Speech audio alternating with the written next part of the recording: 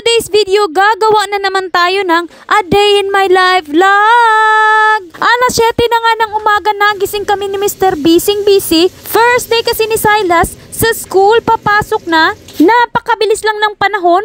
Parang noon lang baby pa si Silas, pinanganak ko, tapos ngayon 5 years old na at papasok na sa school. So of course wala na ako minion dito sa bahay, ako na lang mag-isa Monday to Friday. Kayahay na ating buhay pag nasa school ng mga bata.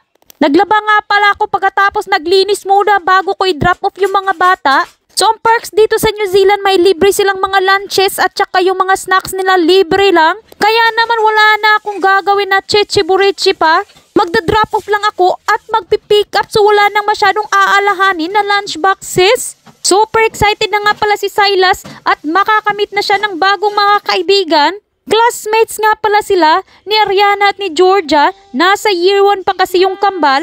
Alam niyo naman sobrang delayed na at meron kaming bakasyon, kaya naman year 1 pa rin sila, pero okay lang kasi magkasama sila sa room ni Silas. Pagka-uwi ko nga pala ng bahay, sobrang tahimik para talagang hindi mabawasag ng baso. Naglinis muna ako, meron mga palang kalat na naiwan yung mga bata bago kami mag-drop off sa school. So dito na nga pala kami natutulog sa sala ng mga bata. Sobrang lamig na kasi at gusto namin gamitin yung heater namin dito sa sala. Pagkatapos naman ng winter, babalik na sila sa mga kwarto. Doon na ulit matutulog, so temporary lang dito sa labas. Pagkatapos nga palang maglinis, napag-isipan ko naman gumawa ng burger buns. Nag-request kasi si Silas na gumawa ko ng burger ngayong gabi for dinner. Hinalo-halo ko lang yung gatas, tsaka milk, at meron din tayong yeast. Maglalagay din tayo ng isang itlog. Naglagay din pala ako ng sugar kanina. At ngayon naman ay oil. So imimix lang natin ito together. Napakasimple lang naman ng recipe. Halo-haloin pagkatapos maglalagay din tayo ng harina or flour. So gumawa na tayo ng burger bun before. Ito naman, iba yung recipe na ginamit ko ngayon. Ganun talaga ako kapag nagbe-bake. Iniiba-iba ko yung recipe at titingnan ko kung ano talaga ang masarap, mas masarap na pwedeng i-follow para sa susunod. Alam ko na talaga kung ano yung mas bet. Pagkatapos ko nga palang manig yung dough, ilalagay na natin sa isang bowl. Nilagayin ko nga pala ng konting oil, of course. Hahayaan lang natin itong mag-rest for 40 minutes or 1 hour hanggang sa umalsa na yung ating dough. At while naghihintay akong umalsa yung ating dough, nagtupi muna ako ng mga damit. After nga pala ng isang oras, dumoble na yung ating dough at pwede na nating pormahin. At kailangan lang pala natin i-roll ito. At pagkatapos ma-roll, ay hihiwain lang natin into pieces. Gamit ka nga ating dough cutter. At ngayon naman ay gagawin natin itong bola-bola. Napakasimple lang naman at ngayon ay ilalagay na natin sa ating baking tray.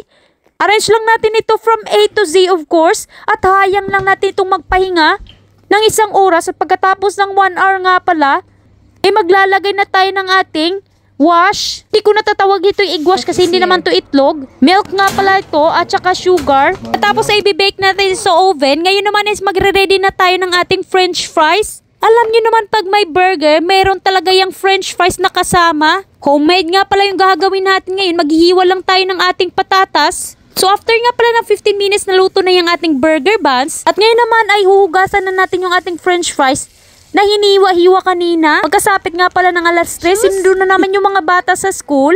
Muulan nga pala.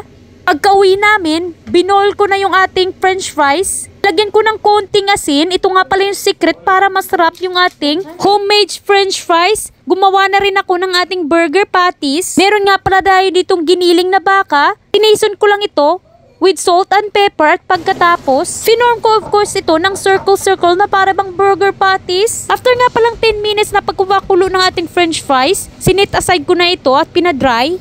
Hiniwa ko na rin yung ating burger buns na gagamitin for ating burger tonight. Napakasarap nga pala nito, fresh na fresh from the oven. Prinito ko na rin yung ating french fries na pinadry kanina. Niluto ko na rin yung ating burger patty. Ready na for dinner. That's a burger. Yes, mommy made it freshly from the oven. Okay, you want sauce? And we got also fresh. You want cheese on your burger? Yeah. Cheese and sauce. And then now my cheese. And put meat. I want that. We put some sauce. Sauce, and we're gonna slice it. Get some. Do you put sauce in it? No, we're gonna cut it. Mom, do that, Mom. Making you freshly, no preservative added. So you have a long life to live. I don't know if we've got pens. We need to think we've got So guys, thank you for watching this video. I hope nag-enjoy kayo at sa susunod naman na vlog. Bye!